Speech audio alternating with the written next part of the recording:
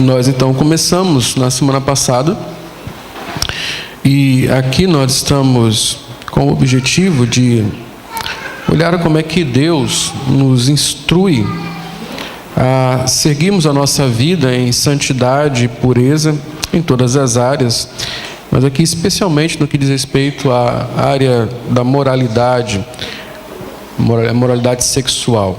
Aqui o apóstolo Paulo, sendo instrumento do Espírito Santo do Senhor, tem exortado a igreja a buscar uma vida pura, moralmente pura, evitando os pecados, fugindo da imoralidade, evitando os pecados sexuais. Então ele nos dá aqui o direcionamento de como nós devemos viver, a fim de não vivermos numa vida de imoralidade sexual. Nós vimos no domingo passado como é que nas cartas de Paulo ele nos apresenta este pecado. Sabemos que ele é fruto da queda, está com íntima ligação com a idolatria, a partir do momento em que o homem abandona Deus, troca o Criador pela criatura, ele se torna um imoral, sexualmente imoral. E até como pena por causa disso, o Senhor o entrega às suas paixões. Então ele cada dia, seguindo sem Cristo, ele se torna mais imoral. E os seus pecados vão se tornando cada vez mais degradantes. Os seus corpos são violados. Estas pessoas elas trazem indignidade para si mesmas, a ponto de mudarem a forma natural das suas relações, não é isso que nós aprendemos. Os homens se juntam com outros homens, as mulheres se juntam com outras mulheres. E infelizmente nós já sabemos, há muitas outras variações do pecado sexual na nossa sociedade. Adultos com crianças, pessoas com animais e assim por diante, né?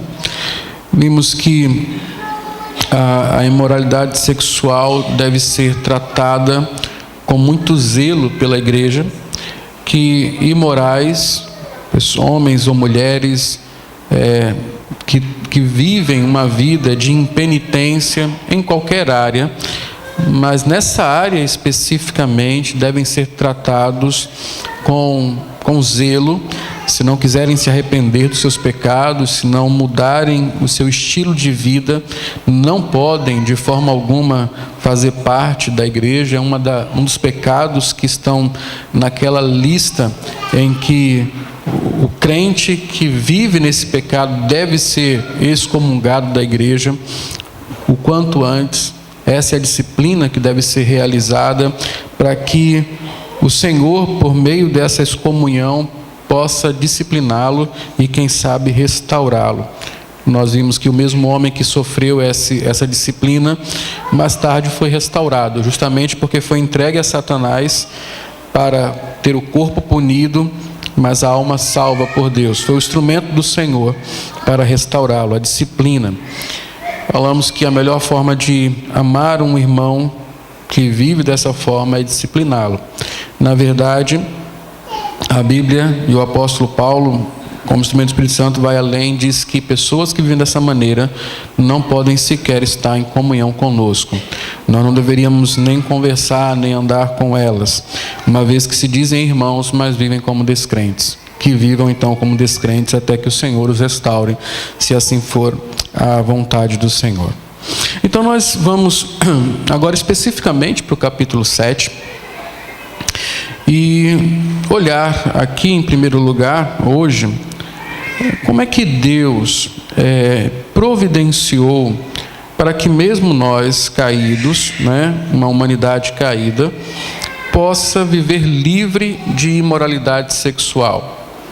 É lógico que nós podemos viver livres da imoralidade sexual. E aqui há meios para isso, não é? A providência de Deus para que nós tenhamos uma vida pura, uma vida reta, uma vida casta, como o Senhor deseja de nós.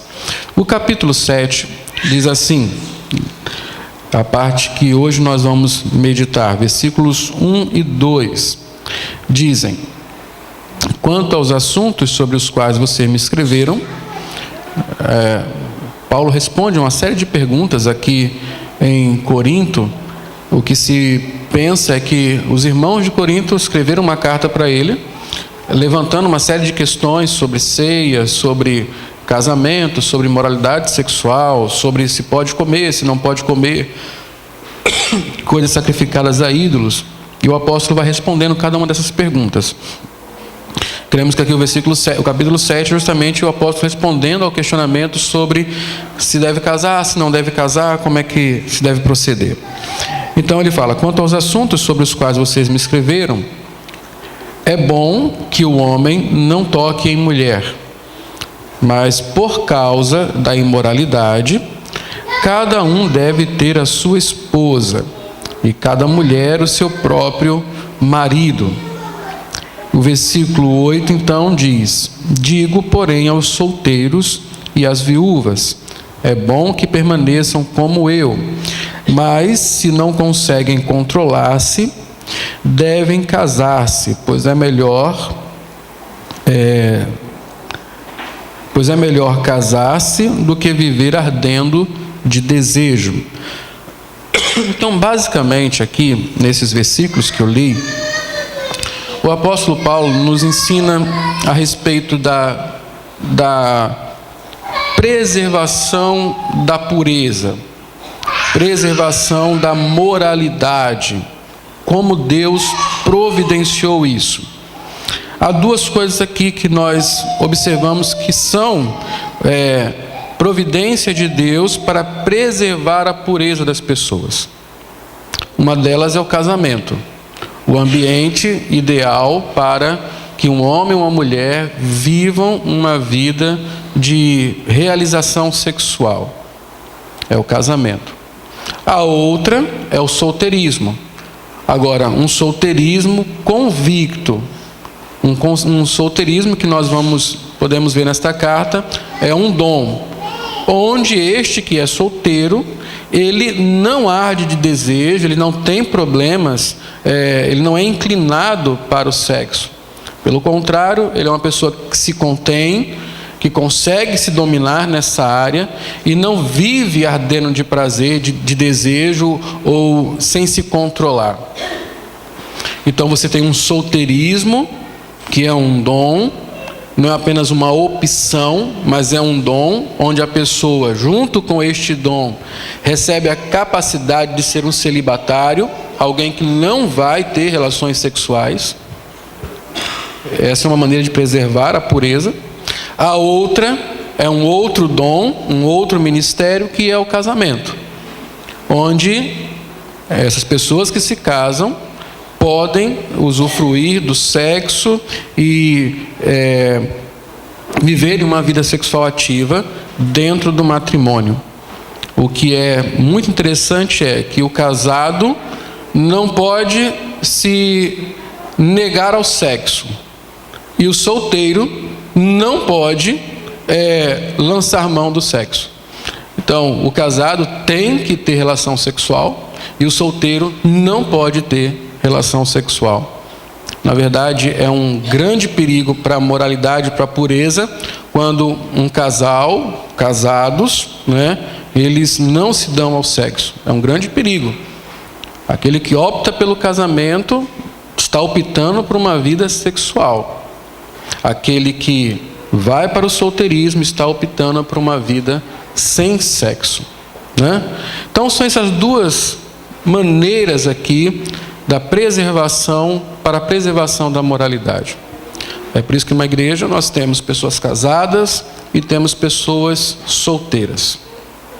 O apóstolo Paulo fala que ele prefere que todos sejam como ele, preferiria que todos fossem como eles, ou que o homem não tocasse em mulher. E nós já sabemos aqui, é um contexto complicado, isso não é um mandamento bíblico, o celibato. Ele está apenas dizendo, como nós vamos ver no decorrer deste capítulo, que o momento específico não é bom para o casamento, porque quem casa nesse momento sofrerá uma série de dificuldades das quais poderia ser poupado se fosse um solteiro. Mas o apóstolo Paulo então reconhece que nem todos foram chamados ao mesmo ministério que ele tem, ou seja, de ser solteiro e celibatário. Então, se você não consegue se conter, se você não consegue viver sem sexo, você deve buscar um casamento. E aqui nós temos o princípio que rege a vida para nós, né, que somos igreja, tanto lá quanto aqui. Se eu tenho em mim o desejo sexual e eu não consigo controlar isso, eu preciso buscar um casamento. Se eu sou um solteiro e estou muito bem na minha condição, essa condição não me inclina ao pecado, eu posso continuar solteiro. Então, eu quero mostrar o que a nossa confissão de fé diz a respeito do casamento, né, que é o mais comum. Nós temos poucos chamados para o solteirismo celibatário. Temos pessoas que fazem opção por serem solteiras para não assumirem responsabilidade de casado, mas que vivem em libertinagem. Isso é outra coisa. Paulo não está falando de uma opção, ele está falando de ministérios, de dons. Uns têm dom para casar, outros têm dom para ser solteiro. Se o dom de solteiro é um dom que tira o sexo da lista de possibilidades da sua vida. O capítulo 24 da nossa confissão, o segundo parágrafo dele, diz o seguinte: o matrimônio, o casamento, foi ordenado para mútuo auxílio. Tem três funções, né, propósitos no casamento. Biblicamente falando, a nossa confissão resume da seguinte maneira: o matrimônio foi ordenado, para mútuo auxílio de marido e mulher, companheirismo. 2, para a propagação da raça humana, por uma sucessão legítima, e da igreja por uma semente santa, ou seja, segunda função, propósito, filhos. 3, para impedir a impureza. E aí nós chegamos aqui no capítulo 7 de 1 Coríntios. Deus instituiu o casamento para ser o ambiente, uma das funções dele é para ser o ambiente santo, onde existe um leito sem mácula, onde um homem e uma mulher podem viver plenamente a sua vida sexual sem pecarem contra Deus. E ainda que a cultura, as circunstâncias possam mudar, a Bíblia não mudou esse quadro ainda e não vai mudar. O que vai mudar é que um dia não se dará em casamento, nem se casa, nem se dá em casamento. Mas enquanto aqui vivemos e até que Cristo volte, o único ambiente autorizado para o sexo é o casamento.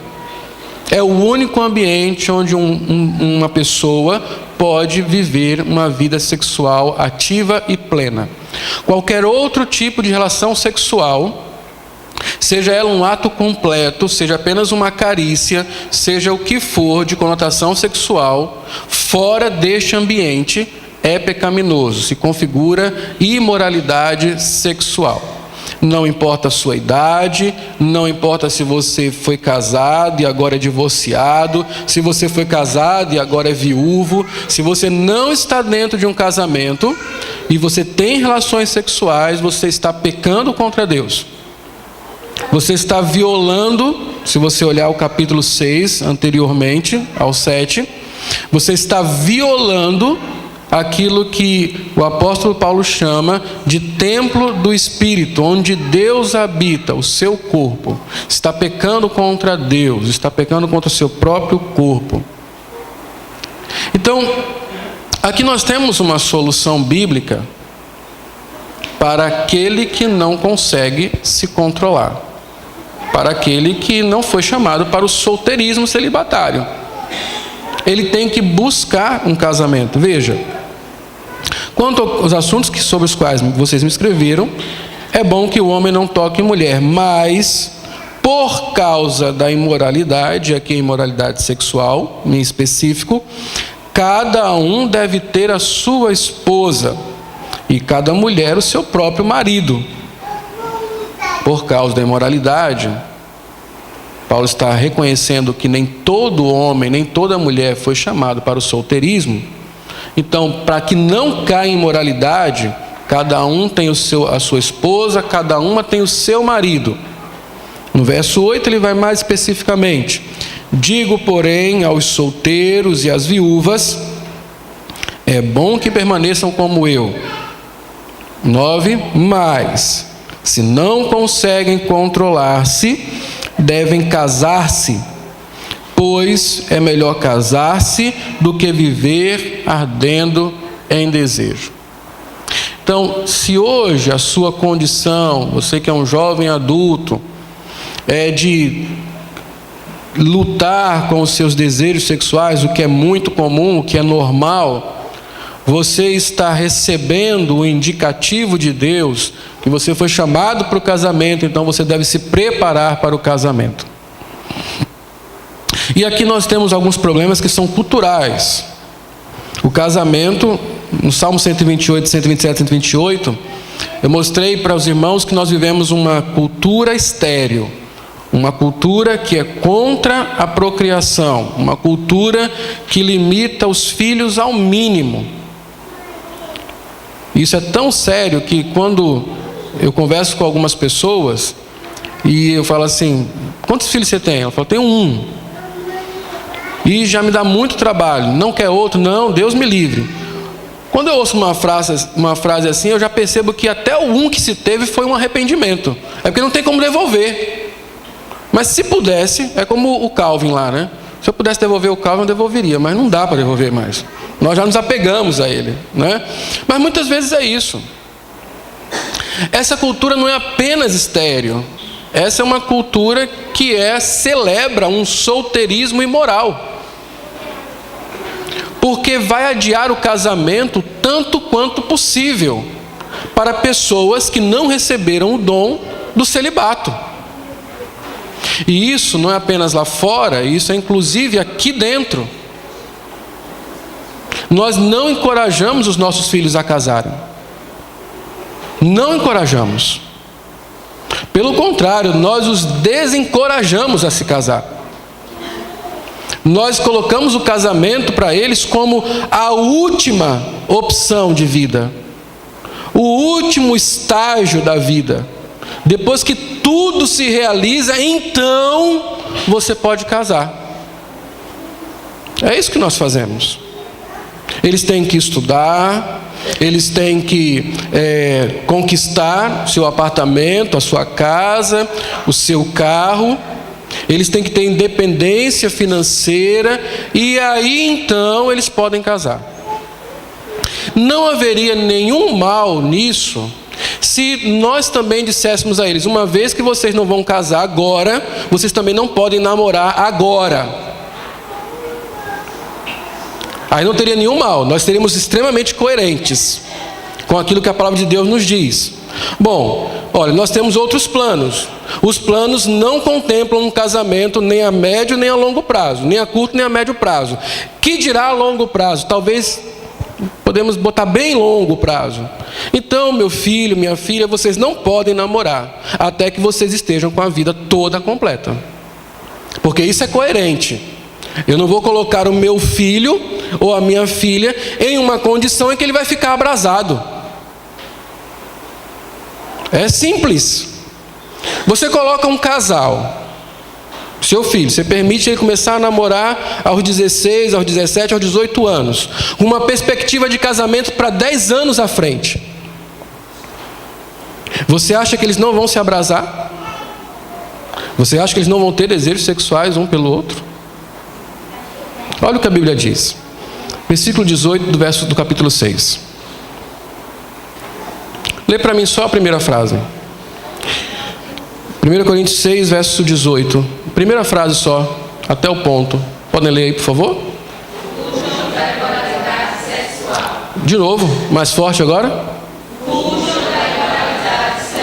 Como é que eu coloco dois adolescentes, dois jovens, em pleno vigor da sua sexualidade juntos, e digo para eles assim: fujam da imoralidade sexual? Como é que eu digo isso para eles? Filho, olha, você está namorando com a sua namorada. Filho, você está com o seu namorado e tal. Mas olha, fuja da imoralidade sexual. Meus irmãos, isso é uma incoerência com aquilo que nós cremos. É uma incoerência completa com aquilo que nós cremos. Com aquilo que a palavra de Deus afirma para nós. E eu lembro que com, devia ter 7, 8 anos, por aí, eu já sofria com aquela coisa de, na igreja, se formarem os casais, né? Então tinha uma menininha na igreja, e a igreja cismou que nós éramos o par do futuro, né? E era uma coisa, porque podia haver uma amizade entre nós que foi impedida porque eu não conseguia ficar perto da menina. Eu ficava vermelho só de pensar nela. Não é que eu estava apaixonado, é porque se eu ficasse perto dela, alguém ia ficar naquele correio sentimental. Sempre havia uma cartinha minha para ela, dela para mim, que não éramos nós éramos muito pequenos para isso. E a igreja faz isso. A igreja cria casais, a igreja quer namorados. Só que, meus irmãos, colocar jovens numa situação como esta é dizer para eles: não fujam da imoralidade. Nós não temos essa condição, meus irmãos. Por mais crente que seu filho seja, por mais crente que eu seja, se eu não tenho o dom do celibato, o que eu tenho em mim é um desejo crescente pelo sexo. E isso é bom, isso vem de Deus. Isso me leva ao casamento. Eu vou encontrar no casamento o lugar, o ambiente santo, seguro, que glorifica a Deus, para glorificá-lo com a minha sexualidade. Agora, se isso não acontece, o que eu estou fazendo é de uma forma muito bonitinha, muito romântica, muito ajustada, entregando os nossos jovens à imoralidade sexual. O que um pai e uma mãe deve orientar os seus filhos? O correto, biblicamente falando, é que eles estejam prontos para casar o quanto antes. Se você percebe que o seu filho, ele não é um celibatário, então comece a conversar com ele sobre estar pronto para o casamento.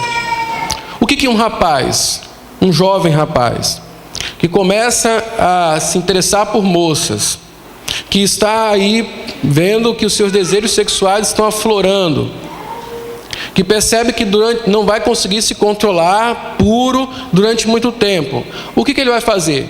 Procurar uma namorada? Não. Ele vai se preparar para casar. Ele vai buscar todas as condições para poder casar. E quando eu falo todas as condições para poder casar, não é ter o mundo inteiro à sua disposição para poder ter o luxo, o conforto da vida.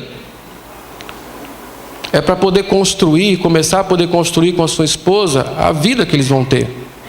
Ainda que seja muito simples no começo. Nós não precisamos de dinheiro para casar. Ah, pastor, agora só ficou maluco. Não fiquei maluco. Nós precisamos da providência de Deus para casar. O que nós aprendemos aqui no Salmo 127, 128, que um homem que teme ao Senhor, ele comerá do trabalho das suas mãos, ele sustentará a sua casa. No começo pode ser de maneira muito simples. Se ele for um homem diligente, ele vai continuar a se desenvolver. O problema é que nós queremos tudo pronto, e não é assim. Então, meu caro jovem, você que está percebendo seus desejos sexuais, querendo controlar você, isso não é de todo ruim. Se você conseguir controlar os seus desejos, prepare-se para casar. Se você está querendo uma namorada, não queira uma namorada, procure uma esposa. Namoros longos, o namoro como nós o temos, onde é permitido carícias, estar só com a pessoa. Meus irmãos, isso não é fugir da imoralidade. Isso é se colocar em uma condição de abrasamento. Isso não acabará bem. Vamos cair em imoralidade. Eu posso criar uma situação constrangedora aqui, se eu orientar a você, jovem, a perguntar para o seu pai e para a sua mãe como é que foi o namoro deles, se eles namoraram muito tempo. E se eles forem sinceros com vocês, eles vão falar que foi difícil manter a pureza. Não tenho a menor dúvida disso. E certamente você que é um pai zeloso, uma mãe zelosa, que experimentou isso na sua vida, não vai querer que seus filhos experimentem isso. Então você devia ser um orientador. Mais uma vez, você pergunta, você conversa com seus filhos sobre essas coisas. Você tem conhecido as lutas deles. Você tem conhecido as lutas dos seus filhos? Eles lutam contra isso. Eles lutam contra a pornografia. Eles lutam contra os desejos que afloram em um namoro de longo tempo. Você tem conversado, você tem orientado, você tem buscado estar presente.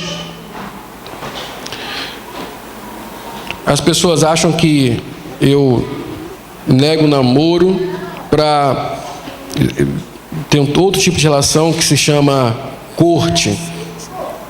Uma coisa e outra são criações humanas. A Bíblia não fala de nada sobre relacionamentos pré-conjugais, sobre como namoro ou corte. Isso são coisas que nós criamos, é cultural isso aí. O que a Bíblia fala é que nós não podemos ter nenhum relacionamento que nos empurre para a imoralidade. Nós não podemos ter nenhum relacionamento onde nós não consigamos manter a pureza. A Bíblia tem duas categorias de pessoas: os que estão solteiros e os que estão casados. São essas duas categorias de pessoas.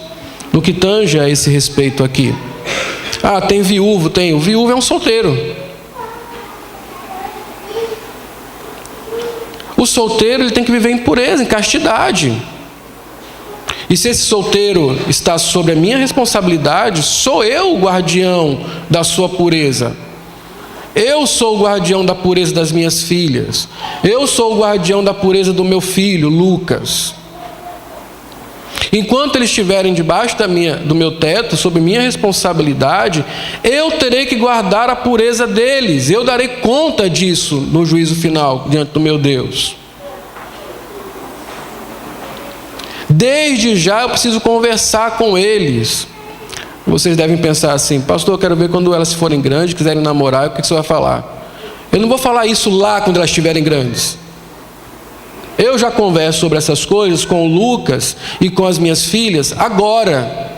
Eles já conhecem o padrão bíblico sobre pureza sexual. Eles já sabem o que é namoro e o quanto ele é ruim para a pureza sexual. Eles já sabem que é no casamento em que há namoro, em que há intimidade. Eles já sabem que não pode haver intimidade sem que haja compromisso primeiro. Eles já sabem que estão sendo treinados para que antes de buscarem um namorado, ou uma namorada, ou um marido, ou uma mulher, eles têm que se preparar para ser uma boa esposa e um bom marido. Eu não vou esperar eles se apaixonarem lá no futuro para dizer: olha, vocês não podem se apaixonar. Eu sou o guardião da pureza deles. Eu tenho que orientá-los o quanto antes, para que eles estejam prontos para quando chegar o momento certo de eles terem que lidar com essas lutas. O namoro não é bonitinho. Não é bonitinho um casal novo, sem compromisso do casamento, estar junto o tempo todo. Não é bonitinho. Isso é uma cultura de pecado. Eles não têm essa condição. Por mais crentes que eles sejam, não estou dizendo que os nossos jovens têm uma inclinação imoral e tudo mais. Meus irmãos, eles estão juntos, eles se gostam, eles se desejam, eles têm oportunidades, eles serão tentados, eles vão cair. Tivemos um acampamento agora, de carnaval. Em alguns momentos precisam fazer vigília, porque alguns jovens sem namorar, eles queriam sair para ficar. Eu estava lá, junto com algumas irmãs, controlando isso. Onde é que está fulano? Onde é que está cicrano? E eles não namoravam. Só se olhavam de longe, ó. Eu quero ela, eu quero ele. E isso, meus irmãos, não é o amor inocente da adolescência. Esse amor inocente da adolescência só existe em filme. Na vida real, ele não existe, é eros. Ele quer sentir o corpo dela, ela quer sentir o corpo dele. Ela quer saber o que acontece, o que ela vai sentir quando beijar a boca dele. Ele quer saber o que vai sentir quando beijar a boca dela. Senão eles não queriam se encontrar, ele ia jogar bola, ela ia fazer sei lá o quê. A gente fica, bonitinho, que lindo. Não é lindo, meus irmãos. Era bom se fosse lindo, mas não é. A inclinação imoral que há no coração de todo homem, as concupiscências da carne, a concupiscência dos olhos, o desejo do coração é que leva a isso. E quem é que vai controlar isso? Quem é que vai orientar? Quem é que vai proteger? Eles vão se virar sozinhos nisso aí? É assim que vamos fazer? Entregá-los a tomarem suas próprias decisões? Lutarem sozinhos uma luta que é impossível? Até para os adultos que são mais maduros. Eu conheço homens maduros que não conseguem controlar-se nessa área, que orientam suas decisões por causa do desejo sexual que têm. São os nossos jovens que vão se virar sozinhos? Vamos simplesmente fazer vistas grossas a isso? Vamos olhar os nossos filhos e simplesmente ignorar que eles passam por isso? Nós que já passamos por isso? Meus irmãos, façam-me o favor. Façam-me o favor. Muitas vezes nós ficamos escandalizados quando uma moça aparece grávida. E as tantas que se casam sem ter engravidado, mas que também não são mais puras. Quantas são assim? Quantos jovens vêm ao altar sem uma gravidez, mas não são puros, não são castos? Hoje é ridículo aquela coisa, pode beijar a noiva, é ridículo. Não faz o menor sentido. Eles já se beijaram a exaustão. Muitos já se experimentaram em várias outras áreas, a exaustão. Aí o pastor inocentemente fala, pode beijar a noiva agora, como se isso fosse uma grande novidade. Como se isso fosse a inauguração. Não é. Vocês estão entendendo, meus irmãos? Nós afrouxamos os valores. Nós liberamos as coisas. E você pode falar, pastor, o senhor vive em outra época. Quem dera eu vivesse em outra época. Quem dera, eu teria apoio. Mas o Senhor me colocou nessa época, e colocou esta igreja nesta época, e colocou essa geração nesta época, e nós precisamos marcar a posição. A posição da pureza, onde o casamento valoriza o sexo, onde o sexo valoriza o casamento, onde pessoas se preparam para casar e não para viver uma vida em um relacionamento recreativo chamado namoro. Não pode ser assim, irmãos. Não pode ser assim. A Bíblia fala, fuja da imoralidade. Fuja da imoralidade. Se você, diz a palavra de Deus, se você não consegue se controlar, deve casar-se. Você, pai e mãe, conhece seu filho, sua filha. Não adie o casamento. Não adie o casamento. Você está provocando tentações para os seus filhos que eles não conseguem lidar. Pare com essa história de dizer que o casamento é por último de tudo. Não é.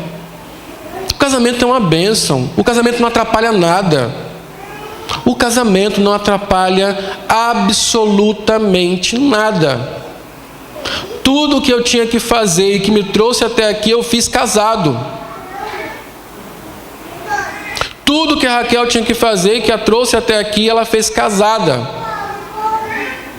Trabalhamos, estudamos, sustentamos nossas vidas, tivemos filhos e casados.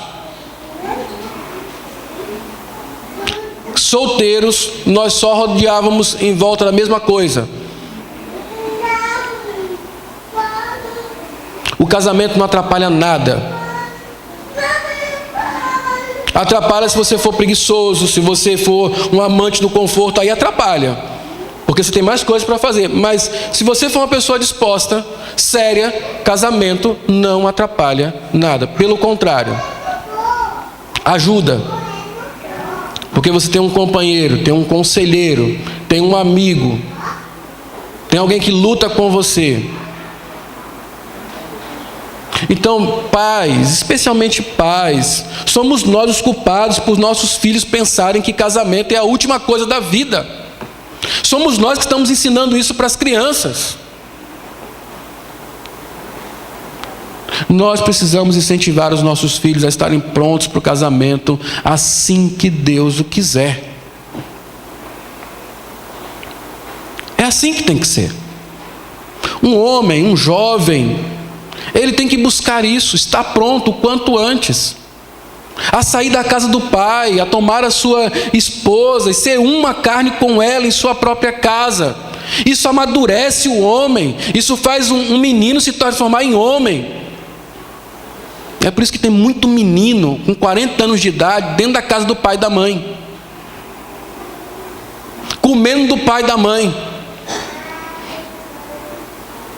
Uma vez um jovem me escreveu um e-mail cheio de razões e não sei o que lá. Eu perguntei para ele assim, eu falei para ele assim, quando você comer da sua própria comida e sustentar a namorada, que você está transando com ela agora, mas que você não tem nenhuma responsabilidade com ela, você venha falar comigo. Quando você se tornar um homem, venha falar comigo. Porque é isso que nós estamos fazendo, irmãos. Nós temos homens de 40 anos, de 30 anos, dentro de casa, comendo a comida que não paga, tendo relações sexuais com uma mulher que não é dele, que é sustentada pelo pai dela, e quer ser homem. Não é homem.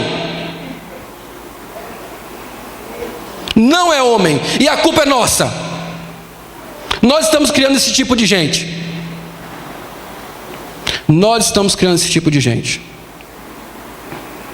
Isso é imoral. E muitas meninas são assim também. Muitas meninas são assim também. Nós não podemos aceitar isso, irmãos. Nós não podemos aceitar isso. Isso não é bíblico. Isso é de uma cultura perversa e imoral, caída. A redenção nos chama à pureza. Nossos filhos, graças a Deus, são normais. Eles têm desejos sexuais. Eles foram chamados para o casamento. Eles precisam estar prontos para casar. Nós precisamos orientá-los dessa forma. Jovem, você está ardendo em desejo. É o Senhor lhe chamando para o casamento. Isso não é de todo mal. Se você direcionar esse desejo biblicamente, você será conduzido a um casamento. Você se preparará para ser um bom marido. Você escolherá uma esposa que ama o Senhor. Moça, se é da mesma forma, é o Senhor lhe chamando para o casamento. Você precisa se preparar para isso. Você precisa orar por um marido. Você precisa buscar um marido. E enquanto o Senhor não lhe der esse marido, você é um solteiro, uma solteira. E você deve viver dessa forma, em pureza sexual. O casamento é o único ambiente onde o sexo glorifica a Deus. O casamento é o único ambiente onde o sexo não é imoralidade.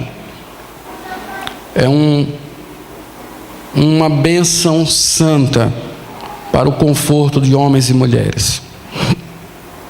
O solteirismo é uma bênção para aqueles que foram chamados para isso. Se Deus não lhe deu uma esposa ainda ou um marido, você é um solteiro e deve permanecer puro e casto diante do Senhor. Você tem toda a ajuda do mundo. Certamente seus pais querem lhe ajudar nisso. Certamente a sua igreja quer lhe ajudar nisso. O seu pastor quer lhe ajudar nisso. As palavras são duras, porque a situação exige isso. O tempo que nós vivemos não pode haver misturas. Temos que ser claros. Temos que ser abertos. É por isso que eu não estou poupando palavras. Porque nós não podemos conviver numa igreja, ou a igreja em geral, com a imoralidade que se vive nesse mundo. Nem que seja um passo atrás do mundo.